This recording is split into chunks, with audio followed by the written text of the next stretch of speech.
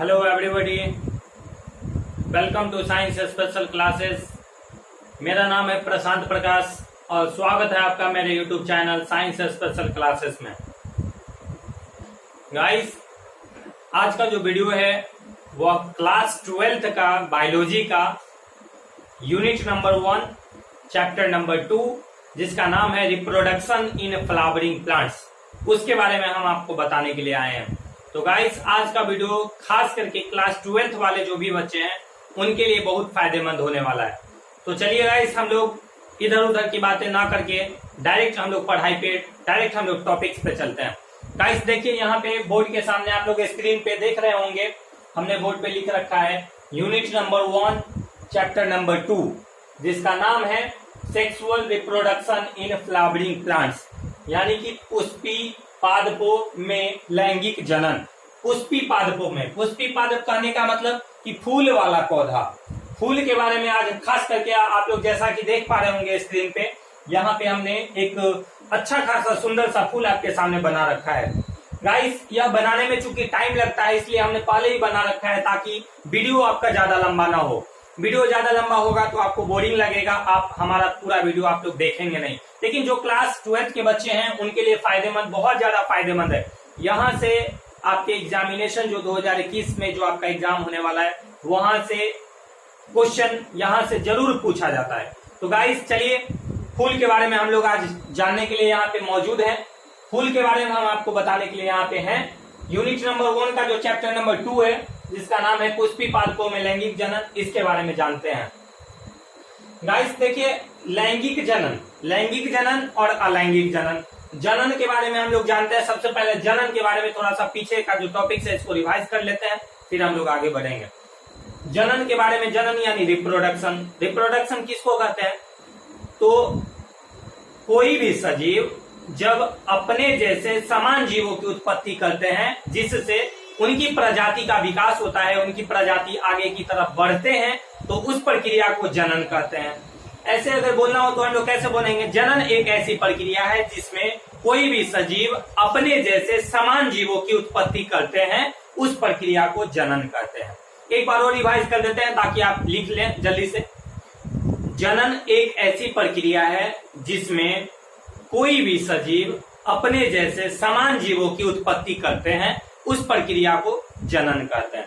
तो गाइस, जनन को हम लोग 2 भागों में बांटते हैं। एक का नाम होता है लैंगिक जनन, एक का नाम होता है अलैंगिक जनन। अलैंगिक जनन और लैंगिक जनन के बारे में हमने पीछे बता रखा है। अगर आप लोग वीडियो नहीं देखे हैं तो जाकर के प्लेलिस्ट में जरूर वीडियो देखिए। तो गाइस, हम लोग चलिए फ्लावर के बारे में जानने के लिए आए हैं, यहाँ पे तो मौजूद है। चलिए फ्लावर के बारे में देख लेते हैं। यहाँ पे हम आपके सामने एक फूल बना करके रखे हैं। फूल मतलब कि पुष्पी पादपों में पढ़ना है हम लोग को लैंगिक जनन। तो लैंगिक जनन की प्रक्रिया में हम लोग जानते हैं कि पादप में यानी कि पौधे में प्रजनन की क्रिया करने वाला जो एक अंग है उसका नाम है फ्लावर।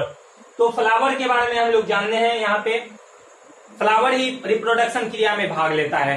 तो चलिए, फ्लावर के बारे में हम आपको अगर बताना हो तो हम लोग कैसे कहेंगे कि फ्लावर के बारे में क्या, जैसे अगर 2 लाइन बोलना हो तो हम लोग क्या बोलेंगे कि फ्लावर पौधे का लैंगिक अंग होता है जो रिप्रोडक्शन क्रिया में भाग लेता है। लैंगिक अंग होता है जो प्रजनन की क्रिया में भाग लेता है। तो गाइस चलिए, हम लोग फूल पे चलते हैं डायरेक्ट। देखिए, हमने यहाँ पे एक फूल का पिक्चर बना रखा है। इस फूल में आपको यहाँ पे दिखाई दे रहा है कि हर जगह का नाम लिखा हुआ है, यानी कि एक फूल जो प्रजनन की क्रिया में भाग लेता है उस फूल के 4 पार्ट्स होते हैं, यानी कि फूल को 4 भागों में बांटा गया है। सबसे पहला यहाँ पे हम लिख रखे हैं आपके सामने में, देख लीजिए ध्यान से। फूल को हम लोगों ने यहाँ पे 4 भागों में बांट दिया है। सबसे पहला आपके नाम लिखा हुआ है कैलेक्स, सेकेंड नंबर लिखा हुआ है कोरोला, तीसरा नंबर लिखा हुआ है एंड्रोसियम और चौथा नंबर लिखा हुआ है गाइनोसियम। चलिए, इसका हिंदी हम आपको बता देते हैं। यानी कि फूल के 4 मुख्य भाग होते हैं। सबसे पहला कैलेक्स, इसका हिंदी बाह्य दलपुंज होता है। बाह्य दलपुंज यानी कि दलपुंज का बाहरी भाग, बाह्य दलपुंज। सेकेंड नंबर में लिखा हुआ है कोरोला। कोरोला मतलब होता है दलपुंज। कैलेक्स का हिंदी होगा बाह्य दलपुंज और कोरोला का हिंदी होगा दलपुंज। चलिए, यहाँ पे एक छोटा सा लिख देते हैं दलपुंज। इसका अगर लिखना हो तो हम लिख सकते हैं यहाँ पे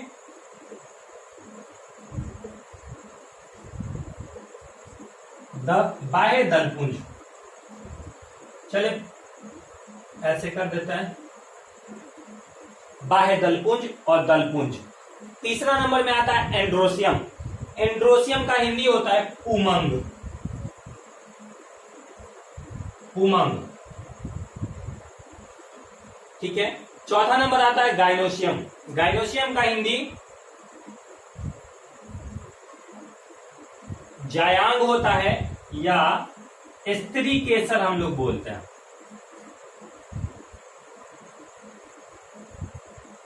जायांग या स्त्री केसर। ध्यान दीजिएगा यहाँ पे कैलेक्स, कोरोला, एंड्रोसियम और गाइनोसियम, इसके बारे में अगर हमें बोलना हो तो हम लोग कैसे बोलेंगे?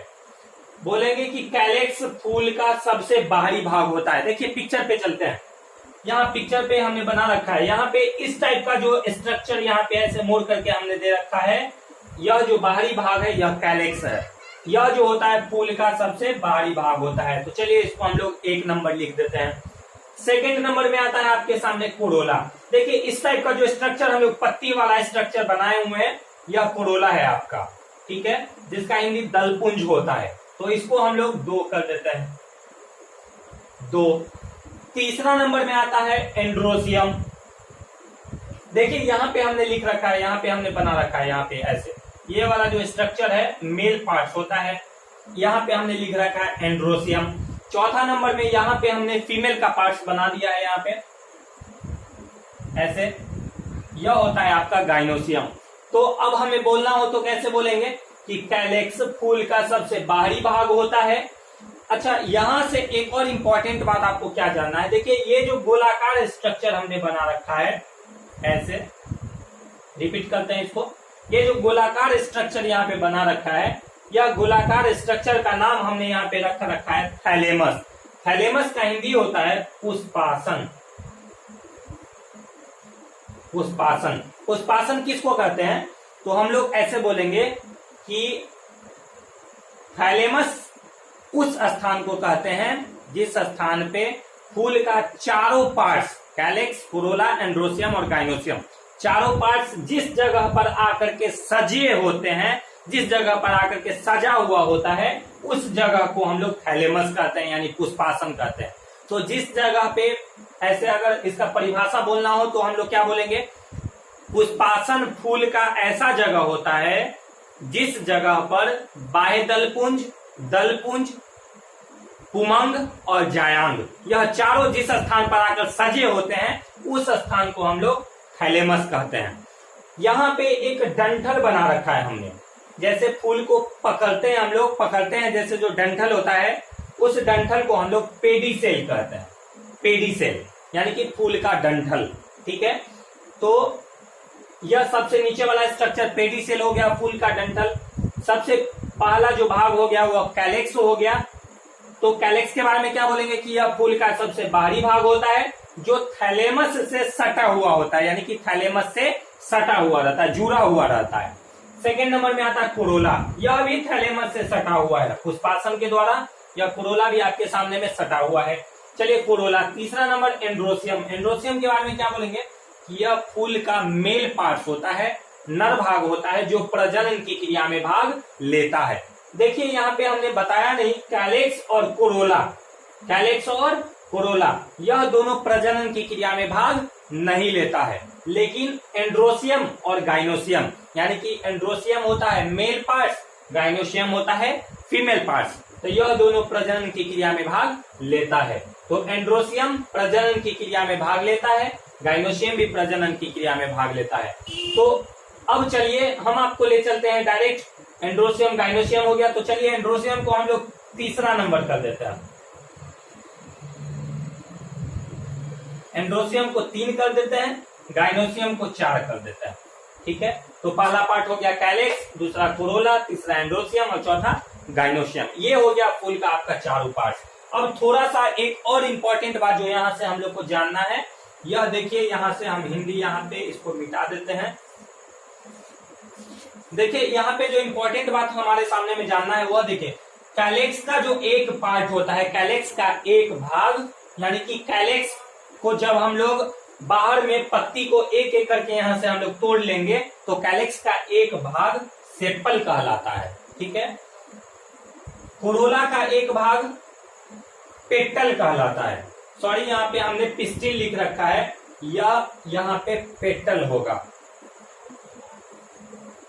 पेटल कहलाता है। कैलेक्स का एक भाग सेपल कहलाता है, कोरोला का एक भाग पेटल कहलाता है, एंड्रोसियम का एक भाग स्ट्रामेन कहलाता है।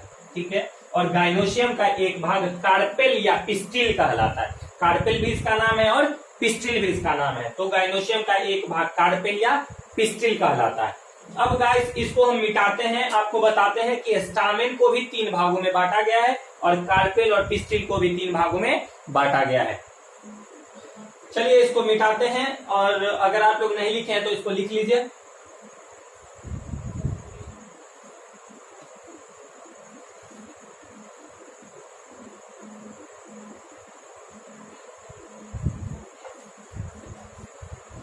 चलिए गाइस यहां से ध्यान दीजिए,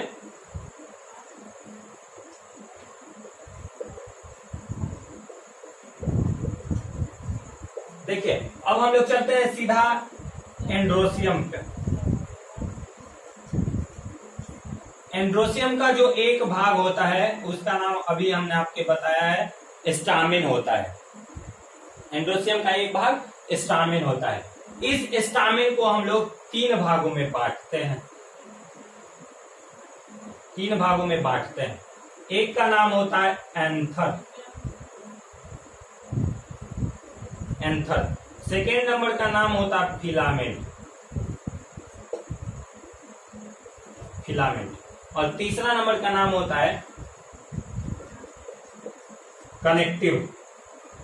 चलिए तीनों का हिंदी भी आपको बता देते हैं। स्टामेन, परागकोश, एंथर, एंथर का हिंदी होता है परागकोश,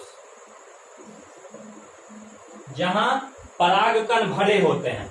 फिलामेंट का हिंदी होता है पुतंतु, या हम लोग इसे तंतु भी बोल सकते हैं। कनेक्टिव का हिंदी होता है योजी। ये स्टामेन का 3 भाग हो गया, पहला एंथर, दूसरा फिलामेंट और तीसरा कनेक्टिव। 3 पार्ट हो गया। यह परागकोश जो होता है, इसी परागकोश के अंदर परागकण भरे होते हैं। तो परागकण भरे होते हैं जहां पे फूल बाल मधुमक्खी बैठते हैं, कीड़े मकोड़े बैठते हैं और परागकण को चूस करके, पराग को चूस करके अपने छत्ते में, घोंसला में ले जाते हैं। तो इसके बारे में भी हम लोग पढ़ेंगे, एंथर के बारे में। तो अभी फिलहाल ये फूल के बारे में जान लेते हैं, और अगली वीडियो जो आपके सामने आएगी वह अगली वीडियो आप लोग जरूर देखिएगा। उस वीडियो में आपके सामने हम बताएंगे कि परागन की क्रिया कैसे होती है और परागन की क्रिया को कितने भागों में बांटा गया है। देखिए तो ये तो स्टामेन का भाग हो गया, 3 भाग। अब इसको भी हम लोग मिटाते हैं, चूंकि जगह कम है। तो एंड्रोसियम के बाद हम लोग गाइनोसियम के बारे में बताएंगे। चलिए गाइनोसियम का भी 3 पार्ट होता है, गाइनोसियम को भी लिखते हैं। गाइनोसियम, इसको हिंदी में बोलना हो तो क्या बोलेंगे? जायांग या स्त्री केसर, स्त्री केसर। देखिए इसको भी हम लोग 3 भागों में बांटते हैं। पहला नंबर का नाम होता है स्टिग्मा, स्टिग्मा। दूसरा नंबर का नाम होता है स्टाइल, और तीसरा नंबर जो होता है वो होता है ओवरी। तीनों का हिंदी भी जान लेते हैं। स्टिग्मा का हिंदी होता है वर्तिकाग्र, वर्तिकाग्र। स्टाइल जो होता है, स्टाइल चूंकि यह नली के आकार का होता है तो हम लोग इसे नलिका बोल सकते हैं, नलिका। और तीसरा नंबर में आता है ओवरी, इसका हिंदी क्या होगा? अंडाशय। ठीक है, इसी अंडाशय में जो है ओवम भरा रहता है। क्या? ओवम भरा रहता है।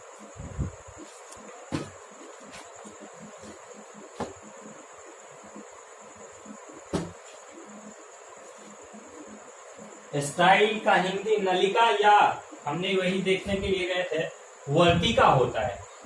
चलिए इसको वर्तिका लिखते हैं, वर्तिका, वर्तिका। तो इस तरीके से हम आपके सामने बता दिए हैं कि फूल का 4 पार्ट्स होता है। पहला कैलेक्स, दूसरा नंबर कोरोला, तीसरा नंबर एंड्रोसियम और चौथा नंबर गाइनोसियम। गाइस देखिए ये पिक्चर इसलिए हमें बनाने में टाइम लगा, लेकिन पिक्चर के द्वारा समझाने में जो है ज्यादा बच्चों को समझ में आता है, इसलिए हमने पिक्चर यहाँ पे बना रखा है। तो गाइस ये रहा गाइनोसियम का तीनों पार्ट्स, पहला हो गया स्टिग्मा, दूसरा हो गया स्टाइल और तीसरा हो गया ओवरी। तो ये फूल के बारे में हमने बता दिया। और अगली जो वीडियो आपके सामने आएगी वह होगा कि परागन की क्रिया कैसे होती है, कितने भागों में बांटा जाता है, उसमें कौन कौन से जो वाहक होते हैं वो भाग लेते हैं, इसके बारे में हम आपके सामने चर्चा करेंगे। तब तक के लिए हमारे वीडियो पे बने रहिए। और अगर आप हमारे वीडियो को पहली बार देख रहे हैं तो गाइस एक छोटी सी रिक्वेस्ट है, चैनल को सब्सक्राइब जरूर कीजिए।